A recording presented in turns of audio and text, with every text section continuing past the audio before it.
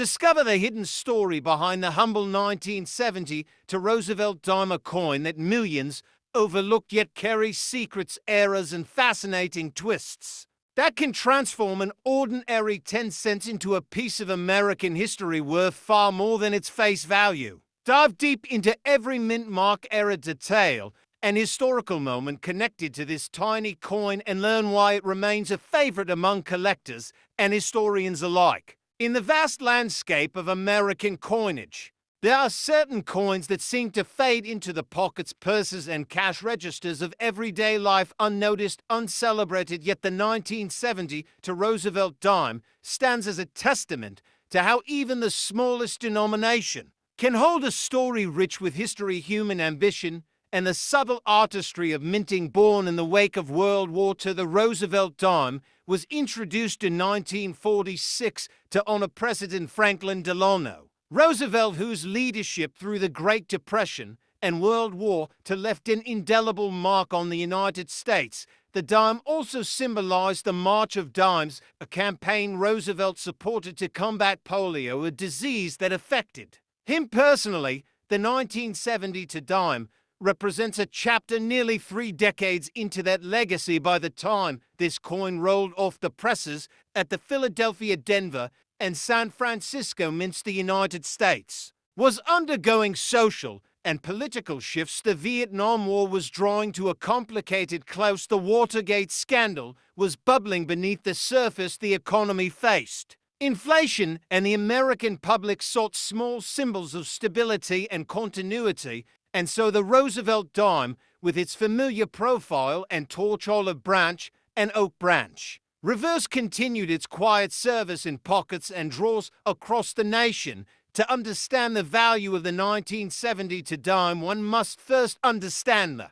minting process of this era. In 1965, the U.S. Mint transitioned from 90% silver dimes to clad coinage composed of copper and nickel. Due to rising silver prices and coin hoarding fears, by 1972 the process had matured. But minting errors still occurred, and these errors are what make the 1970 to dime so intriguing to collectors. There are 3 mint locations to consider. The Philadelphia Mint produced the majority of 1972. The process had matured, but minting errors still occurred, and these errors are what make the 1970 to dime so intriguing to collectors. There are 3 mint locations to consider. The Philadelphia Mint produced the majority of 1972 dimes with no mint mark. The Denver Mint struck coins with the D mint mark, and the San Francisco Mint produced proof coins with the S mint mark. The no mint mark Philadelphia dimes are the most common,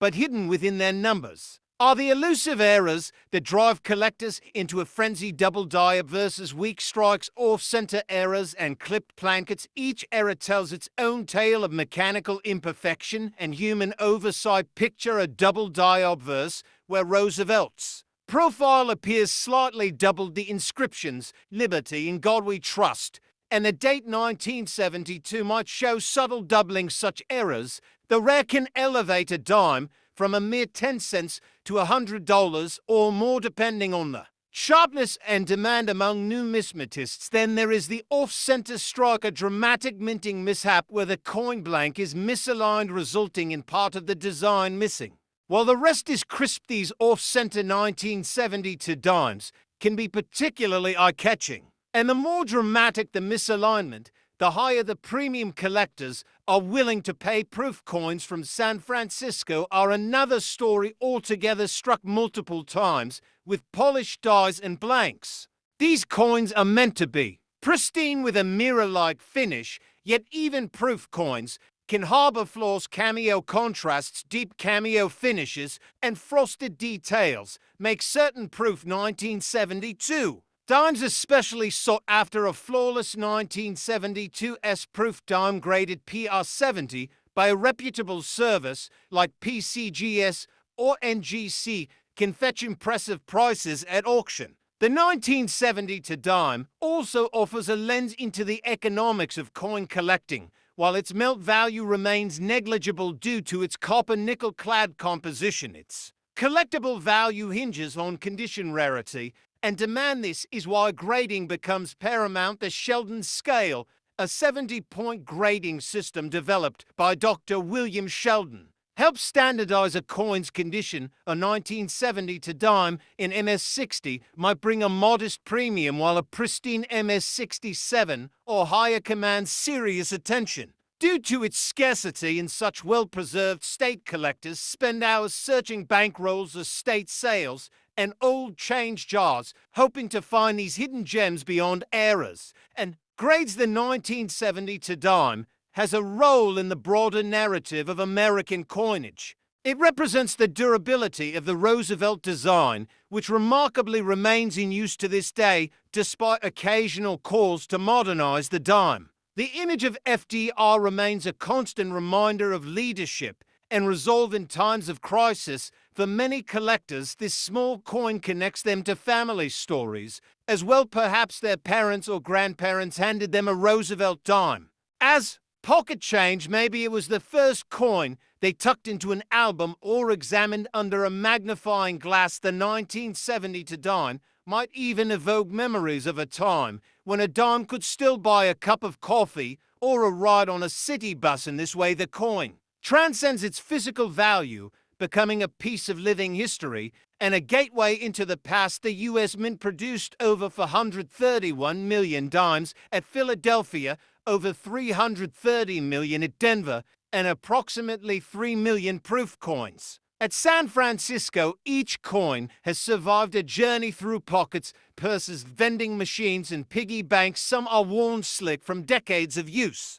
Others have been preserved in mint sets by careful hands, guarding them for future generations. For the modern collector seeking a 1970 to Roosevelt dime worth adding to their collection, the hunt begins with knowledge, learning to spot double dies, examining mint marks under magnification, searching for full torch details on the reverse, which indicate a strong strike, and crisp design elements. These subtle details can make all the difference in value and desirability. The market for Roosevelt dimes remains robust, partly due to its accessibility. Novice collectors can start with modest budgets, while seasoned enthusiasts can chase rare varieties and top-graded specimens. Many coin shows, auctions, and online marketplaces host 1970 to dimes, allowing collectors to buy, sell, and trade to complete their set. Stories abound of lucky finds. A 1970 to dime discovered in a coin roll with an obvious off-center strike, or a double die unnoticed by countless hands before ending up in the pocket of a sharp-eyed collector. It is this element of chance that fuels the thrill of the hunt. Every handful of change could hold a miniature treasure worth far more than face value. The legacy of the 1970 to dime reminds us that the humble coin is more than just currency. It is art, history, politics, economics, and nostalgia wrapped in a tiny disc of metal. It is a testament to the enduring spirit of American numismatics, a field that connects people across generations and backgrounds through the simple joy of collecting and preserving these small pieces of the past. So whether you are just beginning your journey into coin collecting or have spent decades building your collection, the story of the 1970 to Roosevelt dime invites you to look a little closer, to appreciate the craftsmanship, the history, and the hidden surprises that might be waiting in your pocket right now. As we continue to cherish these coins, we also preserve the stories that carry stories of a nation, its leaders, its triumphs, and its struggles, all captured in the tiniest of treasures that remind us sometimes it is the smallest things that hold the greatest value.